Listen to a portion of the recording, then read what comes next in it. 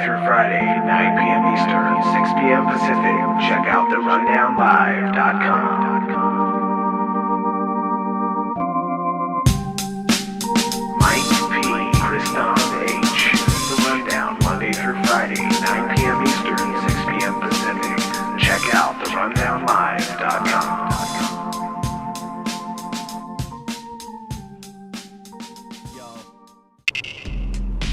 Download the Rundown Live application out now.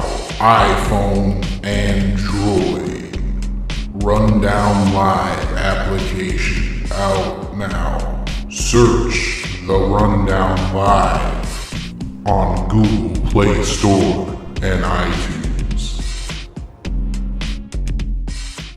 From the makers of Block It Pocket, we bring you a serious message about the health risks associated with cell phones and wireless devices. Studies have shown that long-term exposure can contribute to an assortment of health risks. Block It Pocket offers you two new products designed to help alleviate your concerns. See these two remarkable products at blockitpocket.com. Call 888-315-9618. Free shipping to the lower 48. Blockitpocket.com. Enhancing health and privacy.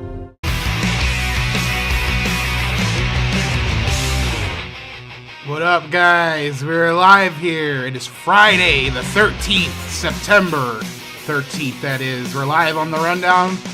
Mike Pachesney, Kriston Harris, therundownlive.com.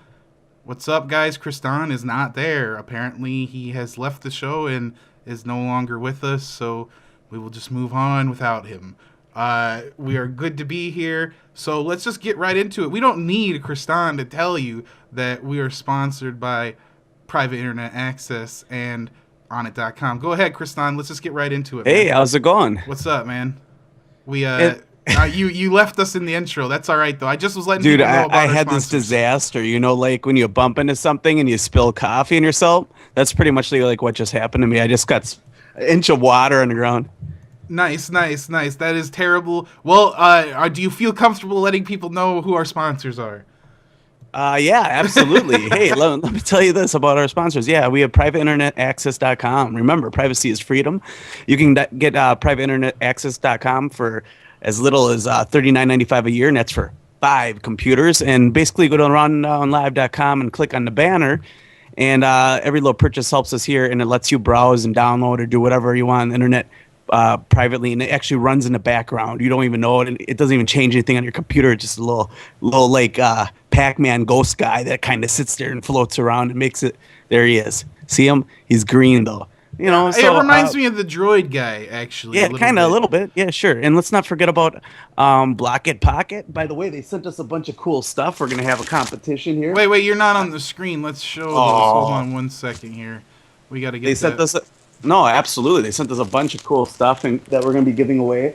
You know, I might grab one for myself, but joking. So, yeah, we definitely got some blockers, and we have some great giveaways. Yeah, hey, even stuff for the ladies. If you got a little pirate in you, well, so we got to figure out. We got to figure out a way we can share a couple of these. Maybe if people want to call in, we might be able to give a few. We gotta do. You know, we always say we're like morning talk radio. Maybe we should have a morning talk radio type contest. Bring up a topic or have some kind of cool kind of contest that we run. Right, because those are like $30-something, aren't they? I mean, they're normally like almost 40, and we got a bunch of them to give away, and we want to make sure that we can get them in the hands of some people who want to try them or want. Well, yeah, and they definitely need to download our app and something like that. So yeah, absolutely. There has to be I don't know. That's on the screen. I'm like half of my head is off. I got apparently I'm not on the screen either. But anyway, I'm joking. Don't forget onit.com as well. Check out the brain quiz, and then just help us out, guys. We also have the apps online and Bitcoin tip jar. But anyway, we do have a guest today. Mark Howitt's going to be on the show of March of Freedom. So basically, this guy like walked across Canada, spreading awareness and things of that nature. Also part of worldpublicunion.org is his website. Cool. Hey, let's not forget your article too.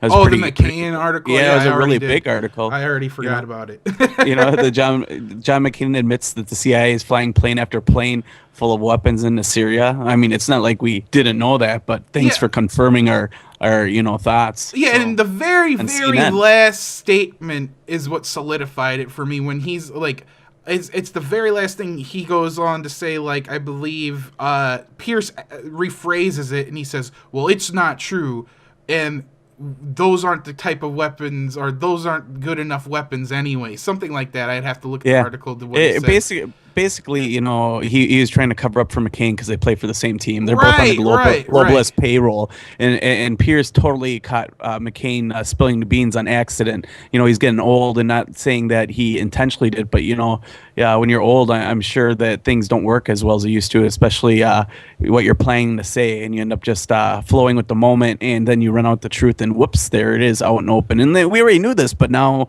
on CNN, on national television. Thank you, John McCain. Right, and that's why I included the Lord of War scene. Well, now we know we're undoubtedly funding Al Qaeda, which we knew already. Just to make sure that people understood that that's pretty realistic that things like that do take place now, where arms dealers do work for the American government and the president, and then they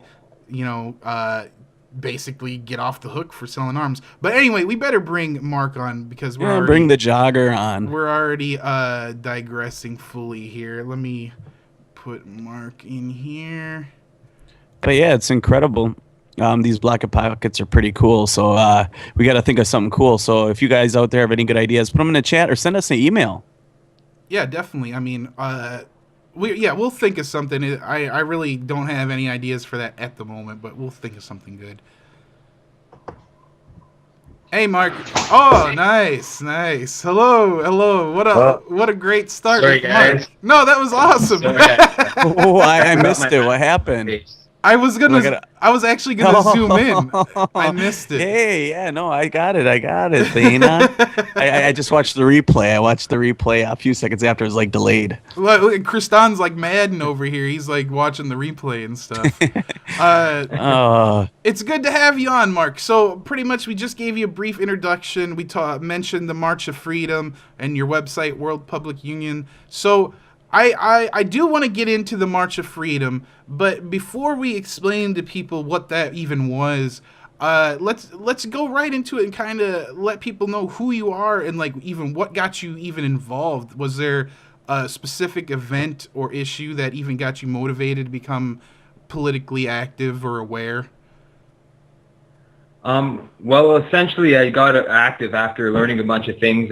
I really like studying about history and geography, science, all sorts of things, and eventually I just started coming on to some things that were really quite interesting, like how were the pyramids built, why are we here, what is the meaning of life, all sorts of things I was questioning, and I was on a knowledge quest really, and I met some people that were kind of telling me about other things to look out for, like for instance 9/11 anomalies and stuff like that. A couple good friends of mine were telling me about that kind of stuff. So I started looking into that stuff, and after that, I started making documentary films based on some of the research that I was doing and some of the pieces of the puzzle I was fitting together, throwing out some theories and stuff. So I got involved in that way, and then I became an activist, because after you start learning about this kind of stuff, you tend to want to do something about it instead of just learning about it. So I became an activist and started a group called the World Public Union, which is like an activist database networking website where people can meet up in different parts of the world that are activists that want to kind of promote the same problems and get solutions for the problems. So that's basically how I got involved in everything. Well, I have a question to ask you. You mentioned pyramids and how the pyramids were built. Question: Did your studies at all lead into Edward Leeds Scanlon's? Coral Castle, yeah. Coral Castle, yeah. We were talking about definitely. anti-magnetic technology and dual polarities, using magnetic currents to make things weightless by reversing their polarity. So he built the whole castle in 3 years or something ridiculous like that. Yeah, and he was doing it in all sorts of crazy ways, and he left all the clues right in symbols and in the way that the shapes of certain things. Yeah. Yeah, Sweet 16 and the whole math equation. Yeah, the same patterns you can find in Mason halls too. They're designed with the same kind of symbology, with the same set of numbers and Isn't stuff. it the whole numbers golden and stuff. number that is repeated? It's point Yeah. 00116 something something. And it's Repeating actually forever, yeah. Yeah, and it's also our rate of growth, and like everything works on this wavelength. Everything in the whole unit world. So it's pretty interesting. There's something very special Yeah. about that number, and it might have to do also, with a lot of other things that we didn't know existed, possibly like alternate dimensions and weird stuff like that. But that's going Yeah. way down that. But it's Well, pretty it is interesting. Yeah, I was true, starting to though. learn about That too, does yeah. mean that would mean Isaac Newton would be wrong, though, would it not? Oh yeah, if that were to be true, yeah. Well, There it is true. I mean, how else does one guy make a castle in 3 years? He figured it out. He even told people that he rediscovered the secrets of the about ancient parallel universes. Egyptians. Yeah, parallel universes is quite interesting. You know what I mean? Where you could exist in multiple dimensions at the same moment in time, doing different things. Sure. What an is it? amazing concept. There's actually a CIA operation. It's called, isn't it Pegasus? Operation Pegasus, I believe, where they dealt Is with that that. where they're doing like remote viewing studies and stuff like that? And alternate dimensions type, jumping, trying to, take something and Go make through it walls. disappear and reappear 2 feet away, with machines, kind of like the Yeah. Fly almost. And it led into other things, obviously, by now, because that was many years later, so it's Yeah, pretty interesting. totally. So I had to ask, I'm sorry. No, So- why not? You know, And you why brought not? up, That you would brought go a little up coast the to coast on everyone yeah, today. the golden rule. You see that all the time. Just for people that don't know, like in expensive cars, like Rolls Royces, and a lot of architecture, the golden number is repeated in all these things. It's very Masonic. And there is definitely something behind it. That's for Well, sure. the secret of the universe. That's 7129 divided by 61,05195. And Well, that was and, too much for me right there. Well, yeah, but that basically Yeah, see, that's the I equation. don't know about that really, but I do know But that equals the sweet 16. That's what gives you that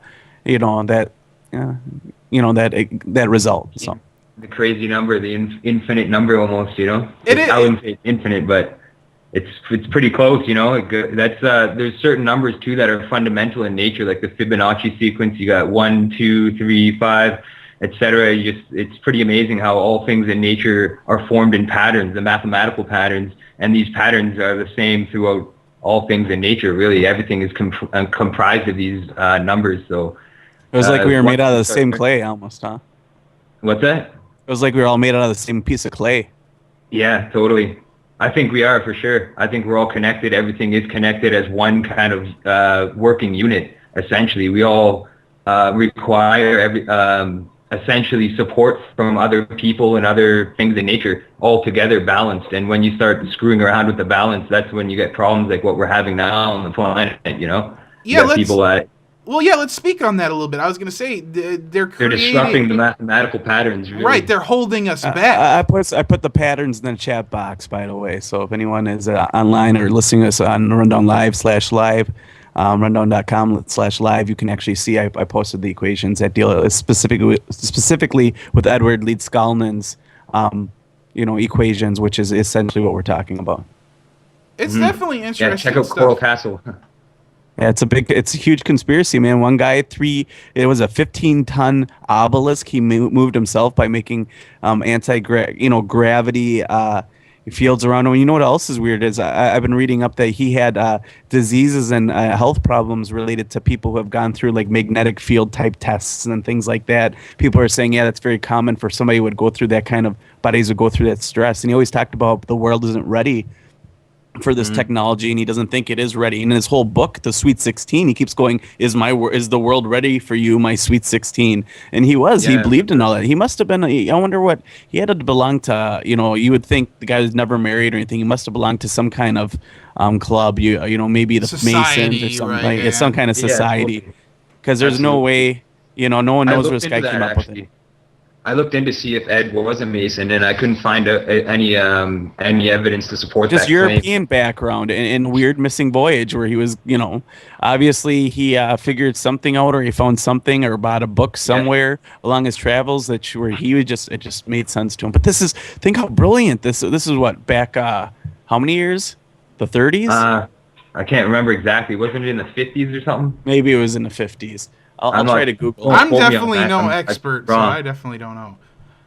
I have heard though, so I mean it's definitely interesting. But it's an interesting topic because it defies everything we've ever been taught. You know, and right. And it was he died in 51, so it had to been in the 30s. So Oh yeah. But anyway, I don't want to digress too far. I mean, that is interesting stuff, but sorry about that. Well, no, it's fine. I mean, that's the kind cool of to talk about right, that, yeah. right. I mean, what other radio shows are they? I mean, other than Coast to Coast, are they going to talk to this? Well, material? I also have to point out real quick before you change the topic that the Egyptians claim they built all their pyramids in 20 years, and if Edward Leeds Scullin can build Cora Castle in 3 and people witnessed it, that he was the only person that did it. That's pretty amazing to start with, you know. So. Yeah. It's all there. It's all in his books, and he's written a lot of books on magnetism. I'd recommend it. Also, he wrote a book saying that everyone should write a book in their life, and I agree with that as well. Everyone out there should write a book sometime in their life. Yeah, for sure. Magnetism is an amazing concept too itself because we could even have cars that are run off magnetism. And, they got whole train lines. Train lines. And that would be free energy, but the oil companies, the petrol companies won't profit from it, so they won't bring that into play. That's why we've known about this for so many years, and they've suppressed that technology. They buy up the patents and then store all the patents away and don't give them to the public. It's insanity. That's an insane group of people there that I'm referring to. No, absolutely. Yeah, I completely agree. I want to bring it back to basically the March of Freedom. We were getting into you just started explaining it, and then we went on like the sidetrack there. So you're talking about the pyramids and other things. So tell us a little bit about the march, the process. I mean, there had to have been some great stories, some great things that happened along the way. Anything that you want to share? Kind of give us a synopsis of the general event.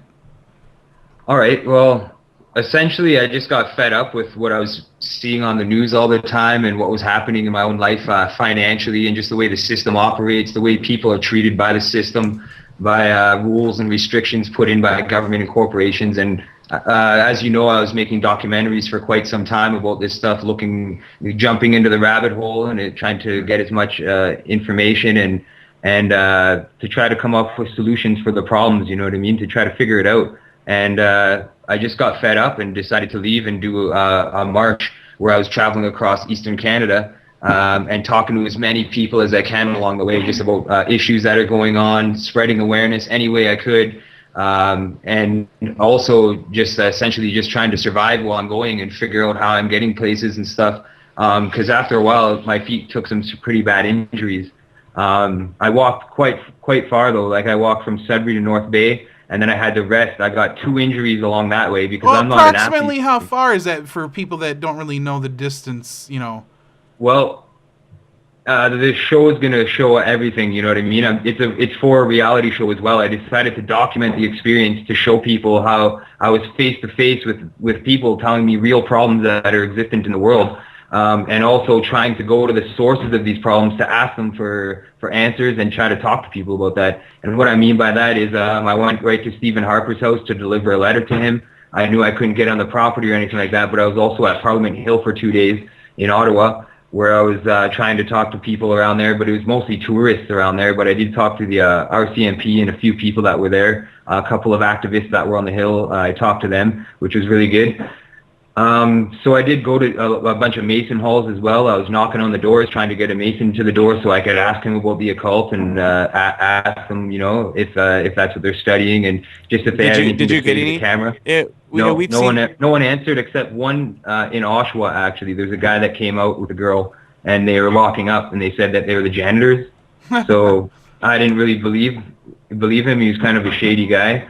But I had the camera rolling and stuff, and I tried to sneak a peek inside just to show people what's inside a lodge and stuff, because they don't allow cameras in there, and they're very secretive about what they're doing and stuff. So I was just trying to get a reality insight of the lodge for the reality show, because I'm just trying to show people that this is our reality. And in every community I was visiting, it was always the same patterns.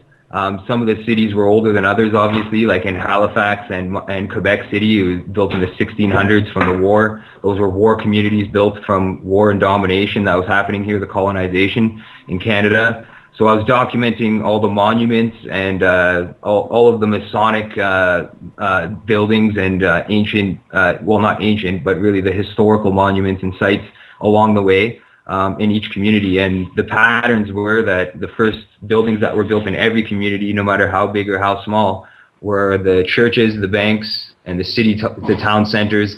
And obviously the Mason halls were soon after that. So that goes to show how each community was built from the ground up. How many miles did you actually go across? How many kilometers? How many? Well, I didn't really count. Like, I'm gonna make a map actually, because I just take a guess. Take a guess. Would you know? I would. When I calculated it from home, it was 1,900 kilometers total, and how that many was days going down. It took me a month and a half to get all the way across. Okay, I don't really care about anything you just talked about. What was your playlist like? Did you have to get like the iPod all the way full of music before you went out on this, or what? I didn't listen to any music at all. Really? I was joking, by the way. I really cared about everything you said, but I mean, seriously, you had no playlist, no music, no nothing? No, nothing. Just my own thoughts and trying to process, why I was doing this, all the people I was talking to, and I was really trying to focus on the problems and find solutions for the problems. Right. Which I think I was pretty effective in doing. That takes awesome. some determination. Yeah, I don't know. I've driven across the country and I couldn't do it without music. So I mean, no music. But that's understandable for what you were doing. I mean, it's almost cleansing in a way. Did you sing to yourself?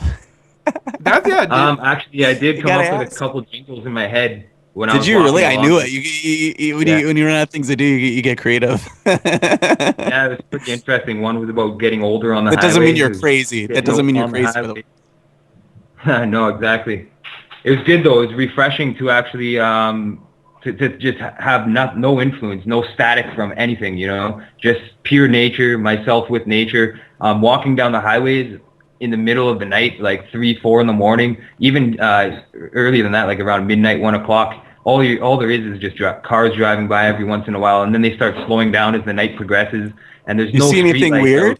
You see anything weird? No Sasquatches or like UFOs? No. I'm joking. But like, did you have any weird experiences? Not so weird, I guess. There were some people that I met that were kind of, off balance, I guess you could say. But they probably thought you were off balance, man. But actually, it was a very, very interesting journey, actually. Like, it totally showed me a lot about humanity and people in general. Well, I was going to ask... Believe it or not. Well, go ahead. Well, I was just going to ask... Believe it or not. Oh, we got a delay. No, go ahead, Mark. Yeah, sorry if there's a delay.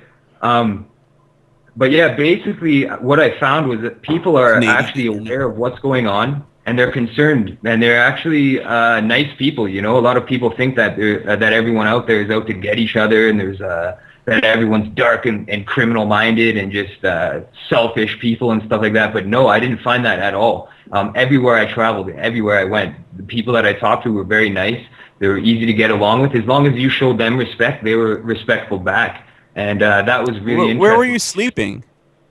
I slept in all sorts of places. Like, I brought a tent along with me for when I was outdoors and just on the highway and had no place to go that night. I slept in a hotel a couple times, like 2 times. Once was paid for by a community because I was injured there. And when I got out of the hospital, I had no place to sleep to rest my feet. So they paid for a hotel for me for the one night. So that was good. But most of the you went all Cub Scout on the whole thing? You just... No. Tough. I did sleep at a lot of friends' places too, like along the way, because I'm a musician and I've toured all over Canada and the United States. Yeah, what kind of music? What kind of music? I play black metal, hip hop, all sorts of things. I'm a very varied musician. I write all sorts diverse. Awesome. I like that. I'm a metal guy myself. Out there. Metal and hip hop. Musicians, yeah. They go good together. Not Limp Bizkit. Yeah. You got to have, like... I did, like, vocals, and I always thought, like, when I was doing vocals, it reminded me of rapping, and when I told people that, they laughed at me. And I was like, dude, it is the same. Some POD? Like POD? Well, not even. More screaming, like, raw, like, like your mom when you're young, she'd tell you clearly when she'd be like, clear your room. Yeah, exactly that. No. Yes, that. Exactly, that's what I did. And it was much like rapping. Yeah. But that's cool. I didn't know about your music, man. That's awesome. Yeah, actually, I ran a record label I ran a record label for about 15 years, a booking agency and a record label. So I've set bands up. I brought bands over from Europe, put them on tour in the United States and Canada. That's what I was doing for a while. And actually on the reality show, like right before I left, I filmed this and everything. I called the government and I canceled my business because paying taxes and the music industry, nobody's buying CDs anymore. So it's really hard to actually operate a record label. You know what's really crazy is I owned a record label for about 10 years called Snapdragon Records. I put out albums and I did 7 years on Vans Warped Tour. So I know exactly what you're talking about. Like 3 or 4 years ago, everyone just started torrenting. And, you know, I saw an album I put out get 20,000 downloads. And it's like, now I can't even break even. You know, we got videos on TV and stuff, but, you know, it doesn't help if everyone's downloading them for free. So that's crazy. I invested a lot of money and I lost a lot of money doing it. And I just couldn't do it anymore financially. I couldn't keep investing. Were you in Milwaukee? What's that? Did you ever make it to Milwaukee? Yeah, we played the Rave actually before. The Rave, awesome. Nice, that's awesome. Who did you guys play with at the Rave? We were the headliner actually when we played there. Well, what's the name of the band? I could have been there, man. We were called Wolven Ancestry. We're actually, as far as I know, we're not a band anymore. Like, we're on hiatus. I don't know if it's indefinite or not. We know how that goes, yeah. Yeah. Were you being booked through the agency group or any of those, you know? Yeah, I've worked with the agency group, bringing bands here for them. Sure. You know, Ellis Industries, all those people. You know, William Morris, AGP, sure. Yeah, I've booked a lot of shows for a lot of bands here. That's so cool, man. That's so awesome, man, that you did that. Yeah, so and I do want to continue doing the music kind of thing, because that's what I've always been interested. You know what I mean? But it's hard when there's so much going on and you're raising a family at home and you're trying to pay the bills and get by and stuff. It's really hard these days to actually do music as an occupation or as career, a full-time job or anything. Right. So. How was your Milwaukee experience? What did you think about the Rave? Because, you know, a lot of people get mixed emotions. Did you get any pizza shuttle? Because that's the best thing about Milwaukee's pizza shuttle. I'm joking. Well, maybe no, actually. But we did drink a lot of beer, and we did... well, that's Milwaukee, too. It was a cool venue. The Rave was really cool. We played in an upstairs bar area, because I know it's sectioned off, and there's different... I worked there for 3 years. I worked there for 3 years as an independent talent advisor and promoter, actually, for Joe Ballestry at the Rave. What year did you play there? I might have even worked there and been there when you were playing. It was like 2008, I think. Oh, no, I only worked there until 2005, 2004. No, yeah, that's awesome, though. I mean... The place is haunted, by the way. Yeah, Milwaukee was pretty cool. Actually, we were at the venue in the parking lot just outside our van and stuff. We were actually having a couple drinks in the trailer or something like that. And across the road, there was a variety store. I don't know if you know which one I'm talking about. Right. It's a little corner store right across the street, right? Yeah, well, there was this girl over there, and her son was with her, and she bent over and took a crap on the wall right on the side of the variety store. And we were watching. That's the Rave for you. It was quite funny, actually. The Rave, man, it's just so great because, you know, we always ask the guests, like, if they've been to Milwaukee. And finally, Mark here has been and played at one of the greatest venues in Milwaukee, the Rave. The Brewers. Yeah, it's just a Brewers card? I think it was. Kristan's trying to sell his cards on eBay now. No, that was from yesterday. Or talk about when you were kids and you traded for a Paul Molitor rookie card. Nice. What do you want? I know. I was cleaning out my closet today. I was like, "Whoa, I still have it." You know, that's like your prized possession. Don't lie. Yeah, it's worth like $12. He's trying to show it. He's trying to show it like show and tell. But anyway, yeah, right. I couldn't even get an ounce of silver. I can't believe you saw a lady crap on the wall. I've seen a lot of crazy things at the Rave. I've been there so many times, seen so many bands there. That's just cool that you played there. I actually played there. I'm sure Kristan played there. I played there many times. Yeah, that's awesome that we all have that. We all played on stage at the Rave at one various time. Isn't that pretty cool? Yeah, I thought that. Cool. That is pretty awesome. I played punk rock music though. I also toured as a musician on and off for about 6-7 years and did punk rock. You know, Mohawk. What is with Mark? What do you think the connection to music and just awareness is? I mean, because it seems to be vibrations. I think the whole world is governed by vibrations. Pretty much, it's all. It's all 0.00116. Yeah, it's something. It's there. So it's.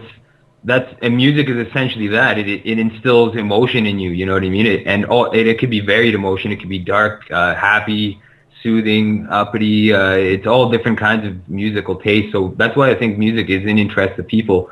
But when you're playing it and you're writing it, it's a way of self-expression. You know what I mean? And I think activism is also self-expression. When you're actually getting out there and doing something, there's a lot of creative ways that you can be active in your community and stuff, and that people do become active. So it's really cool to see that. So I think that there is a big connection in music and with musicians. I've seen it actually. A lot of the people that I know that are pretty hardcore activists and stuff, they are musicians as well. So it's funny that you point that out, because it makes a sense, you know, it makes sense. We see it, I mean, all the time. We have people on the show, and then, you know, they're either a musician, a rapper, but, you know, their lyrics or their songs are becoming more and more aware, in a sense. Mm-hmm. They're not talking about, you know, objective things and things that don't matter, love stories. They're talking about, like, truth and things. Well, I shouldn't say love isn't a good, but you know what I mean.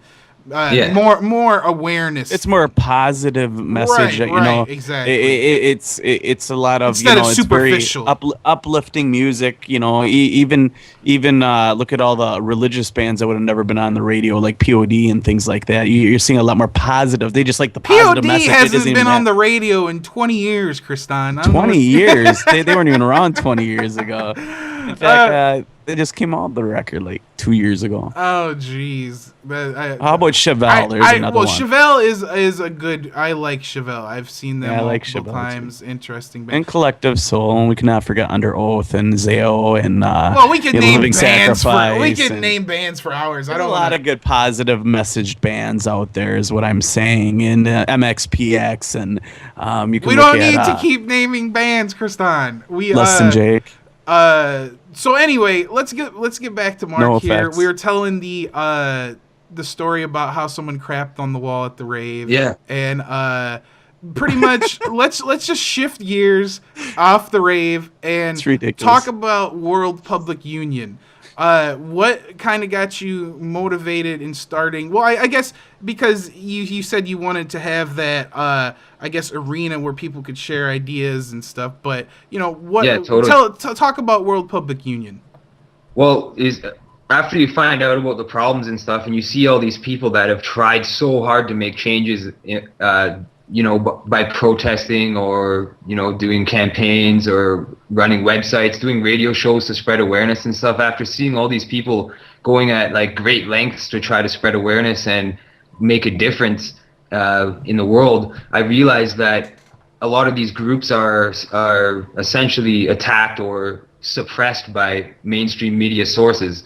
Like their websites won't show up in search engines, and videos are suppressed, or you get trolls and shills on your videos filling it full of dislikes so that people don't really watch the material. And they comment on your videos, and there's all sorts of ways that they try to get people to not look at this kind of information and stuff. So the World Public Union was essentially an idea I came up with to start activism and to start a group in as many communities as possible. So me and a few friends, after I came up with the idea and we were developing it and stuff, I had a couple roommates, Dave Richardson and Barbara Govro, sorry. They helped me actually develop a massive Facebook networking with a lot of different cities around the world. There was different unions started up around the world just to give it a kickstart, and when people would get in touch, we could like set up administrators and set up people and connect people in that community.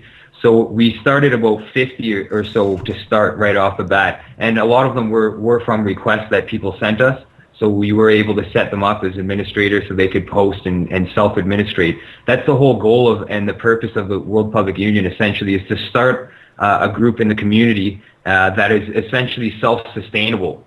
So it doesn't really need the bigger group or the collective, all of it. It's more of a local thing where there's people that know each other in town and they're working together and they're posting links to protests or good websites, local news, world news, petitions, anything that's really worth checking out. that kind of picks up the momentum of the activism in the area, and also acts as a way, like a hub for people to meet and communicate. And the thing is, we're not connected to any government structure or anything like that. We receive no funding from any source whatsoever. Really, it's self-funded. If there's a local group started, it's the group itself that puts their own money into it. If they need to do like fundraisers for events or anything like that, it's really self-sustainable. Really, that's the whole idea of it. That it's a group of leaderless leaders, really. So there is no leader. We're all our own leaders. So that's the way it should be. That's really the way I think that change is really gonna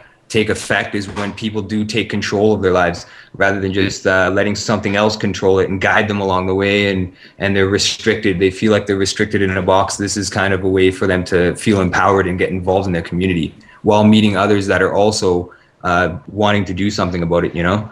So that's the whole purpose of the World Public Union, really. No, yeah, that was a really good explanation, man. I wanted to make a few points, but I wanted to let you finish. I think a lot of people are afraid of the word union, and I don't think you need to be. I view the word union as alliance, you know, because I like how your grassroots, you know, what it reminded me of also of is like, say, like the Free State Project. You're just providing a platform. Say even they could come on to World Public Union Absolutely. and use it. So that's kind of what I was getting at. Too. Right, The Venus exactly. Project.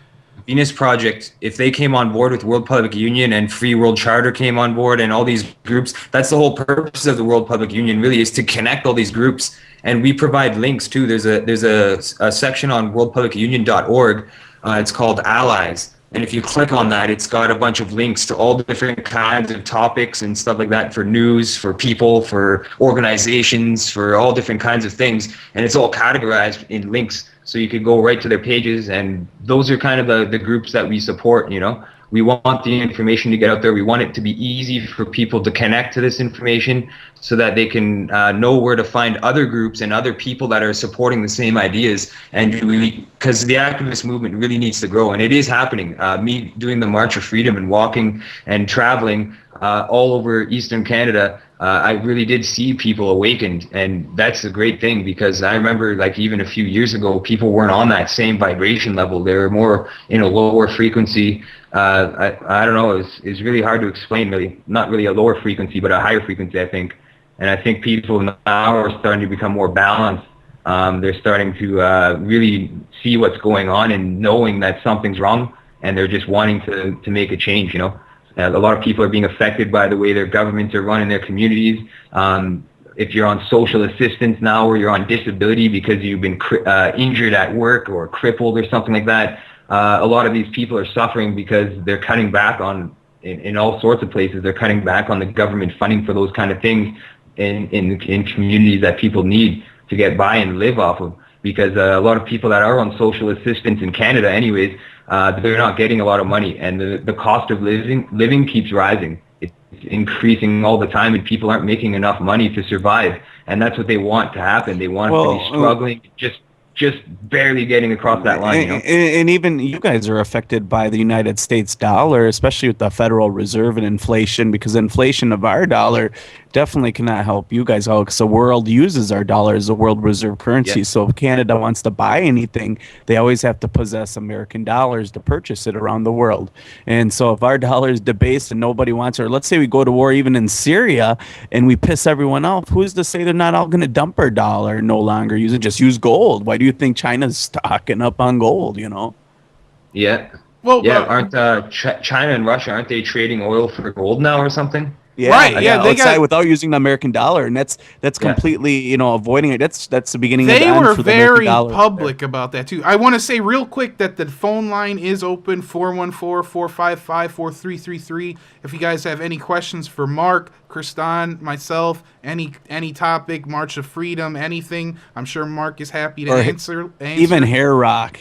Yeah, or we'll talk music. Yeah, music, we whatever. Exactly. Today why not? It's Friday. But I lost my train of thought. I had another point I was going to bring up, but I forgot it. So anyway. Isn't that the worst? Yeah, it happens.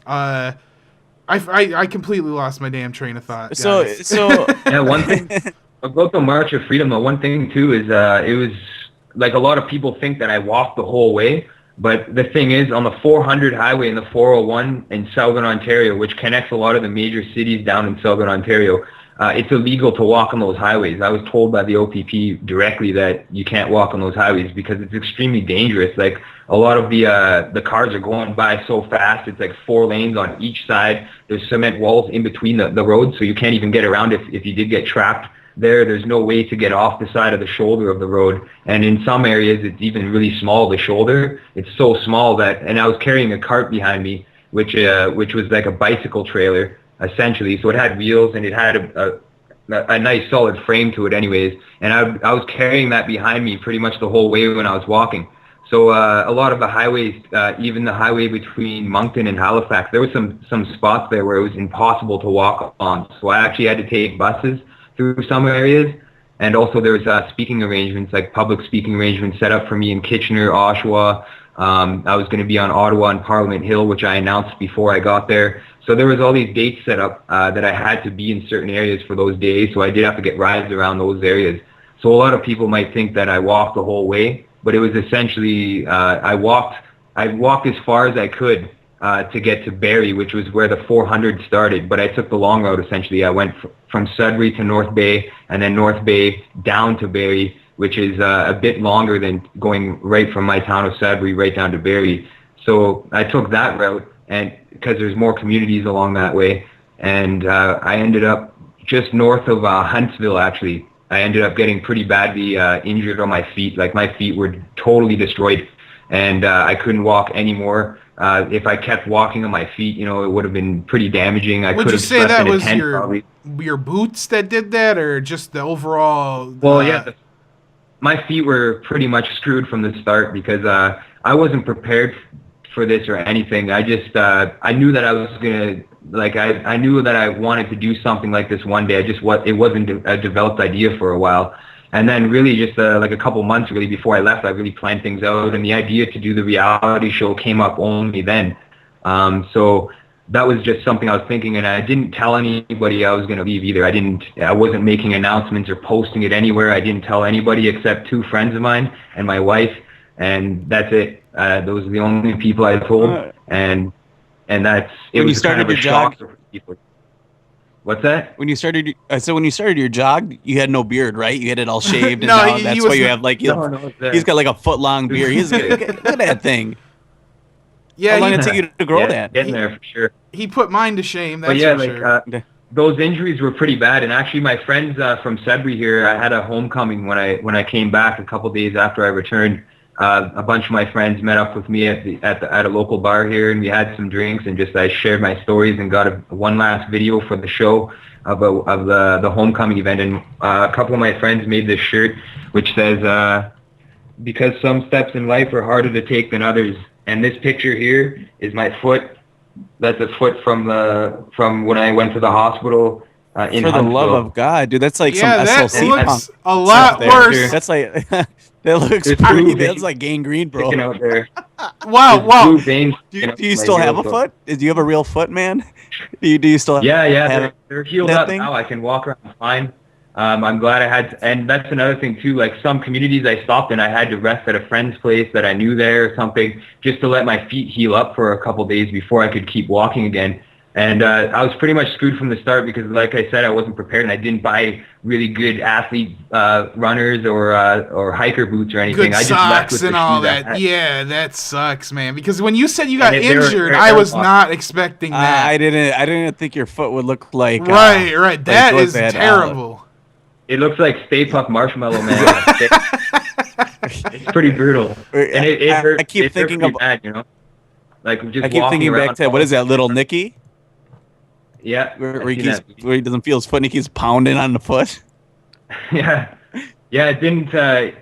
This happened actually because I got soaked. Like I was trying to stay out of the rain all day, making it under bridges for shelter along the highway, and the rain just kept coming down and coming down. So I kept trying to take shelter under bridges, but I just knew I had to keep moving to get through different communities. And I could have set up a tent, but the thing is, I didn't have enough tarps to cover it all, and the tent wasn't waterproof because, like I said, I wasn't prepared when I left. I just I had $75, I think.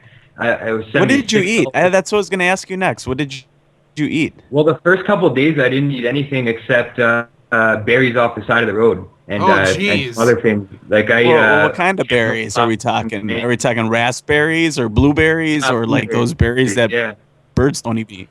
Local blueberries. They grow wild up in Sudbury all over the place, and even in just north of Huntsville there was raspberries. I found raspberry bushes. I was eating raspberries off the highway, so I did find some fruits along the highway. But I basically just brought trail mix and packs of Mr. Noodles, just anything that was lightweight to pack in the backpack, so that I did have some food as I was going along.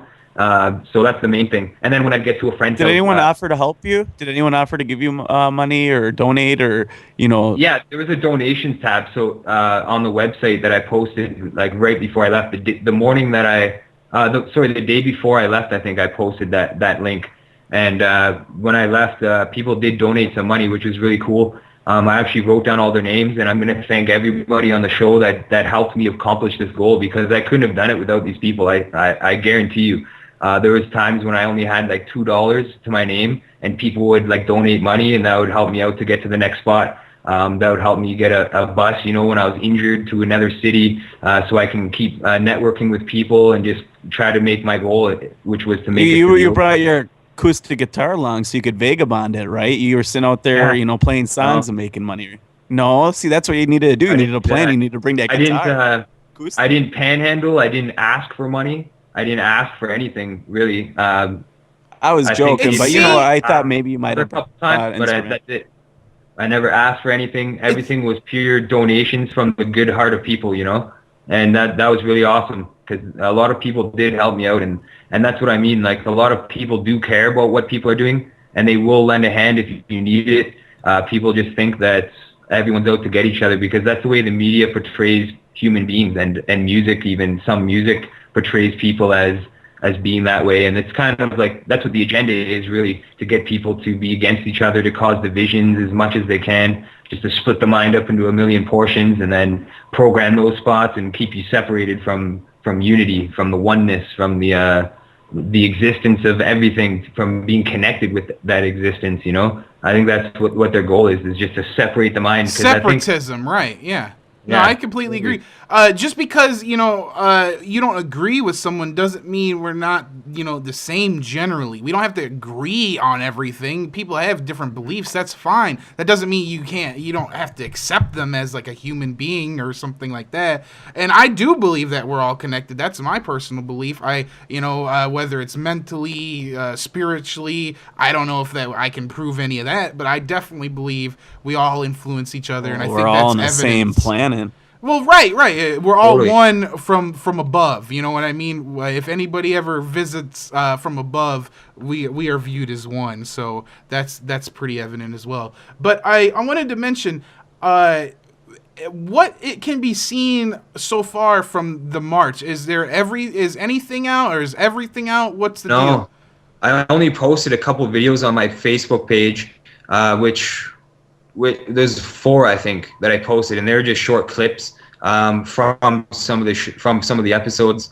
I didn't even start editing it. I didn't have time when I was on the road. That was my plan, was to edit it while I was on the road and then post episodes along the way. But I was gone for, I think, just over 6 weeks, and I didn't have time to do that. I was really like trying to figure out how I was getting certain places, where I was going to stay. A lot of times I didn't even sleep because I didn't know anybody in the community, and I didn't want to just leave my card out, because that's free game for anybody to just take everything that I had. And essentially, I brought a laptop along with me, but I tried not to let anybody know about that, because all the files were being stored on there. I had my iPhone, which I was using. With the reason why I didn't have music too is because I cleared all the data off it, and I kept it free and open so that I could have as much storage as possible for videos, for daily videos. And then I was using the laptop to charge the iPhone as well when I didn't have a power source when I was on the highway. So I was trying to like think of ways just to keep sustaining the show and get as much video as possible. You know what I mean? And that's why I was doing that. And I had the laptop. But if somebody stole a card or something, or somebody stole my backpack while I was in a city or something, that would have been it. You know, everything that I had would have been gone.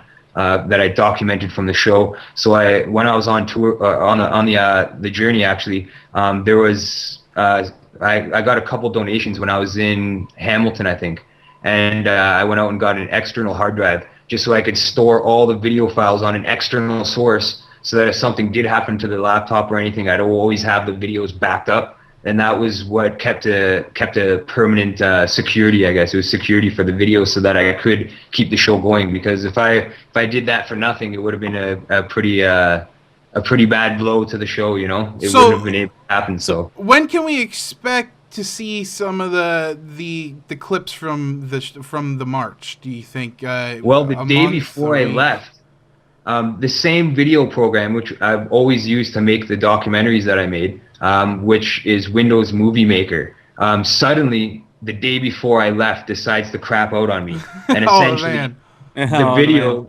when it would convert the video, it was half black. The top half of the screen was blacked out, and then the bottom half was showing of the whole video. So just a bunch of legs running around. The whole video is just the bottom half of you running around towns talking to people. So, you see all legs. So, I made the announcement video where I was explaining to people what I was doing, and I posted that on the YouTube. But it took me a while to do that because I had to install Sony Vegas, which is a much more technical program. Yeah, that's to use. What we use, correct.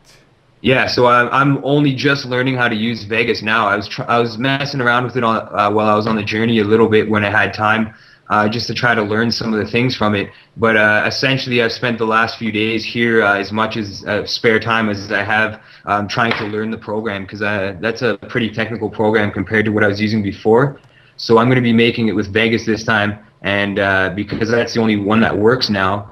I don't know why that video program. So it'll be a little bit, but it's coming. I want to ask. We got a couple questions in the chat that I want to get off real quick. How did he keep things charged, and how did you do eating off nature better or worse?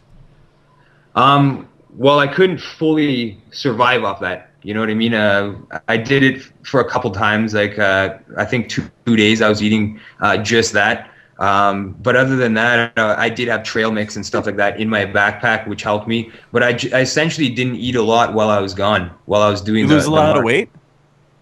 Yeah, I did actually. I lost I wouldn't say a significant amount, but I definitely gained a lot of muscle mass too in my legs and my arms from pulling the cart and my shoulders. Right, that was the other question. Somebody asked, how heavy was all the gear? Oh, the backpack was super heavy. Like when I first left here, it didn't weigh as much as it did after I left, I guess, Sturgeon Falls. It weighed a lot more in Sturgeon Falls from there to North Bay. So that was pretty hard when I was only carrying the backpack. But when I got to North Bay, I looked on Kijiji and I found that bicycle cart, the bicycle trailer, for $40 used. Nice. And I was like, this is a score, you know what I mean? I could store all my stuff in there, and I could even get the stuff that I need that I wasn't able to bring in the first place. So a couple friends met me in North Bay, and they brought me some supplies, like a sleeping bag. I didn't leave with a sleeping bag. I didn't leave with a sweater or a hooded sweater or anything like that. I didn't leave with a jacket. I didn't leave with a lot of food at all. You are in Canada, right? Yeah. I'm just giving you a hard time. Northern Ontario, so. Yeah, our weather's bad enough, and we're in Wisconsin, right? I mean, you're further north than us, so I mean, the weather changes are so random up here. Were there any dangers? Any police encounters? Any animals? Well, no grizzly bears? Lots of police encounters. We really don't have much time left, so I want to make sure you give out your YouTube and your websites, anywhere people can find you, Mark.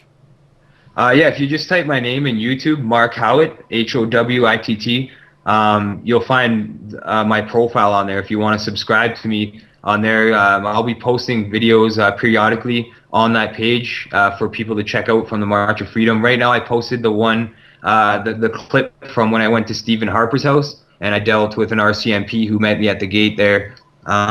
He wouldn't accept the letter, though. I wrote a letter on Parliament Hill to all the leaders of the world, and this was essentially all the problems that I was hearing from people along the way. I summed them all up, and I wrote a letter addressed to the leaders of the world to kind of address all these problems in one shot that I was hearing, as many as I could remember anyways while I was there writing it, and as many as I knew myself, I knew enough about to write about. So I did that, and the letter turned out pretty good, I think. It definitely addresses a lot of problems and also offers some solutions as to like why we're not transitioning to this kind of society. Like it just totally makes sense to like transition to this new way of living where we're living off free energy and you're not profiting off everybody for financial gain, and people aren't suffering around the world from starvation, and there's no divisions and stuff when we're working together for each other rather than for a profit motive. And that's essentially what I was trying to explain in the letter. And I went to go deliver that to Stephen Harper, and he wasn't home. Actually, I found out a couple days before I went to his house that he wasn't home. He was doing essentially the same thing that I was doing, is traveling across Canada, talking to people about their concerns in different communities, which I found pretty funny because I was already gone before he maybe he bumped into you and you didn't realize it, and he was telling you his concerns, huh? No, I doubt that. He was on a private jet eating steaks and stuff, man. I'm sure he had it nice. Oh yeah.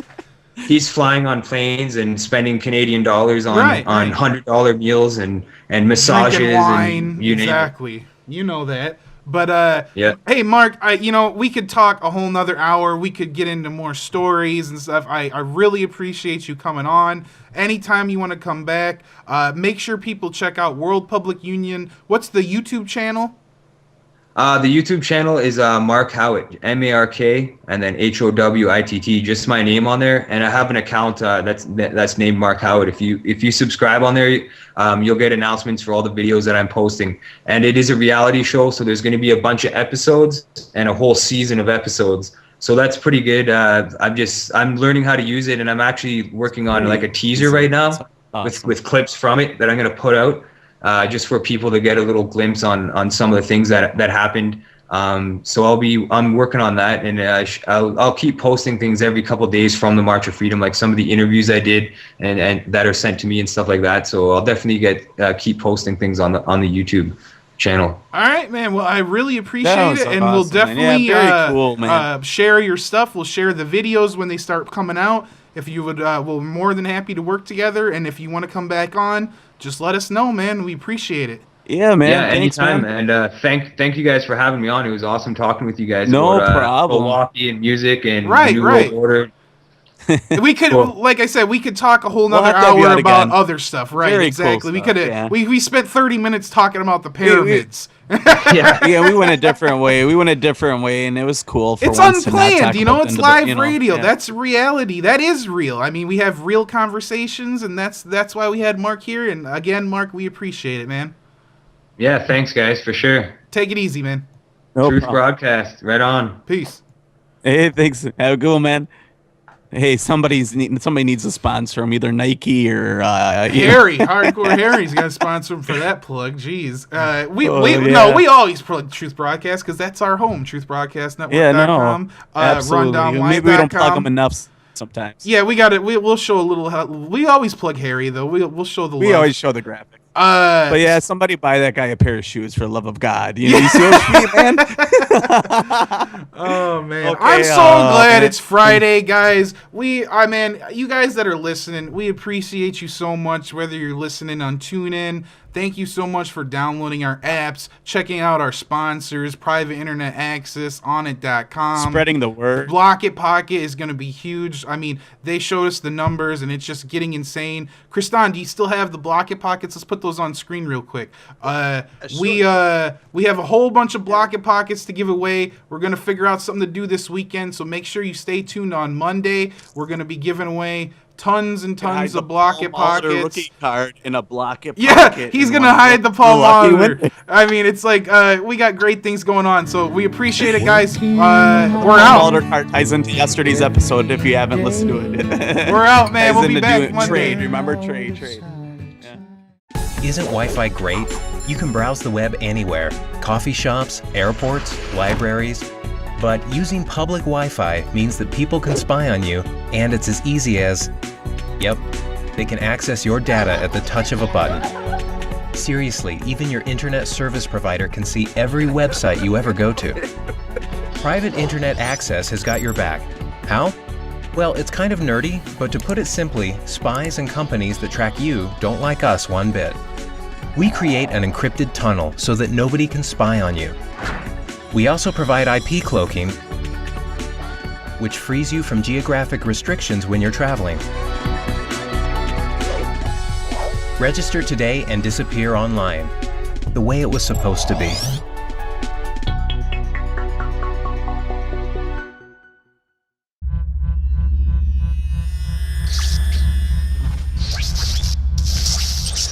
And we got a bunch of them to give away, and we want to make sure that we can get them in the hands of some people who want to try them or want. Well, yeah, one. and they definitely need to download our app and something like that. So yeah, absolutely. there has to be I don't know. That's on the you. Screen. I'm like half of my head is off. I got apparently I'm not on the screen either. But anyway, I'm joking. Don't forget onit.com as well. Check out Take the the brain brain quiz, and then The app just help store. us out, guys. We also have the apps online and Bitcoin tip jar. But anyway, we do have a guest today. Mark Howitt's going to be on the show of March of Freedom. So basically this guy like walked across Canada, spreading awareness and things of that nature. Also part of worldpublicunion.org is his website. Cool. Hey, let's not forget your article too.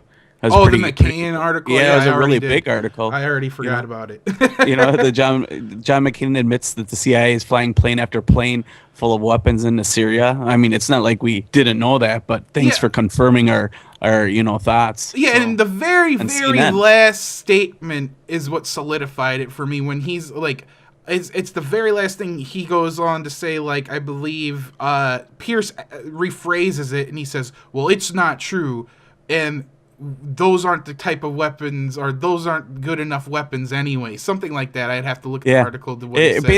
Basically, he was trying to cover up for McCain because they play for the same team. They're both on the globalist payroll, and Pierce totally caught McCain spilling the beans on accident. He's getting old, and not saying that he intentionally did, but when you're old, I'm sure that things don't work as well as they used to, especially what you're planning to say, and you end up just flowing with the moment, and then you run out the truth, and whoops, there it is, out and open. And we already knew this, but now on CNN, on national television. Thank you, John McCain. Right, and that's why I included the Lord of War scene. Well, now we know we're undoubtedly funding Al Qaeda, which we knew already. Make sure that people understood that that's pretty realistic that things like that do take place now, where arms dealers do work for the American government and the president, and then they basically get off the hook for selling arms. But anyway, we better bring Mark on because bring the jogger on. We're already digressing fully here. Let me put Mark in here.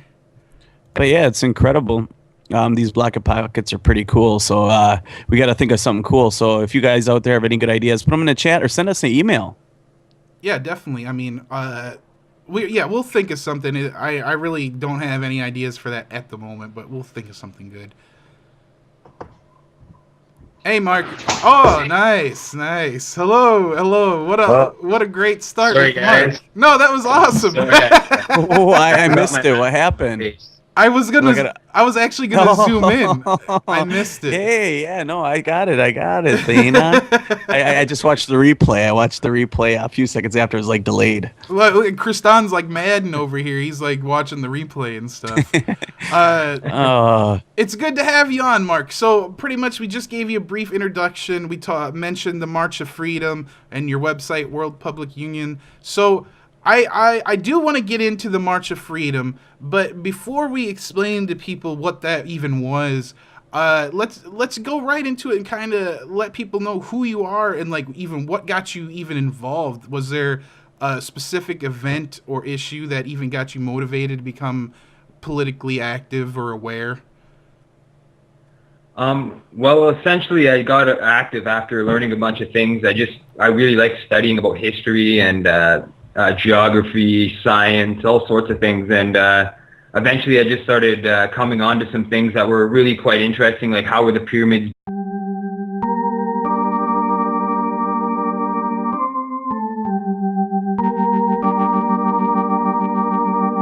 The Rundown, Monday through Friday, 9 p.m. Eastern, 6 p.m. Pacific. Check out therundownlive.com.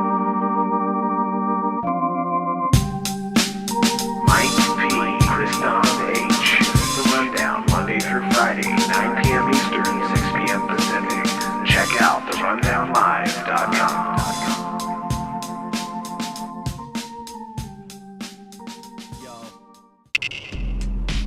Download the Rundown Live application out now.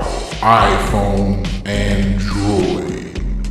Rundown Live application out now. Search the Rundown Live on Google Play Store and iTunes.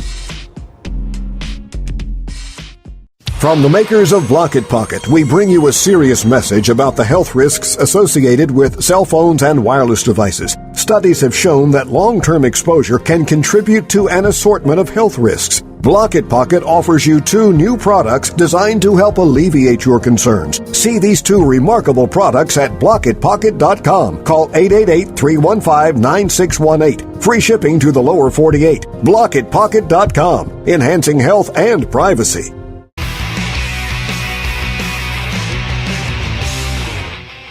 What up, guys? We're live here. It is Friday, the 13th, September 13th, that is. We're live on The Rundown. Mike Pachesney, Kristan Harris, therundownlive.com. What's up, guys? Kristan is not there. Apparently, he has left the show and is no longer with us, so we will just move on without him.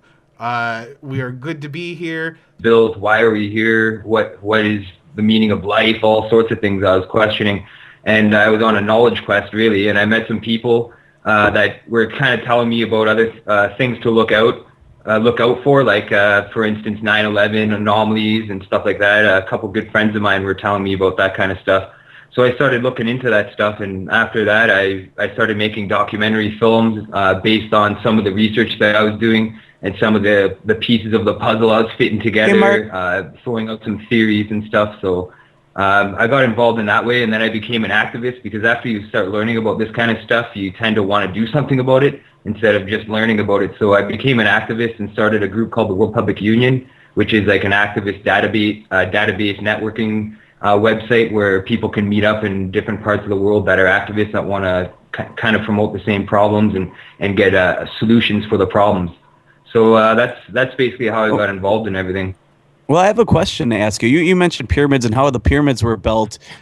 Question: Did your studies at all lead into Edward Leeds Skolnin's, Coral Castle? Yeah. Coral Castle, yeah. We were talking about definitely. anti-magnetic technology and dual polarities, using magnetic currents to make things weightless by reversing their polarity. So he built the whole castle in 3 years or something ridiculous like that. Yeah, and he was doing it in all sorts of crazy ways, and he left all the clues right in symbols and in the way that the shapes of certain things. Yeah. Yeah, Sweet 16 and the whole math equation.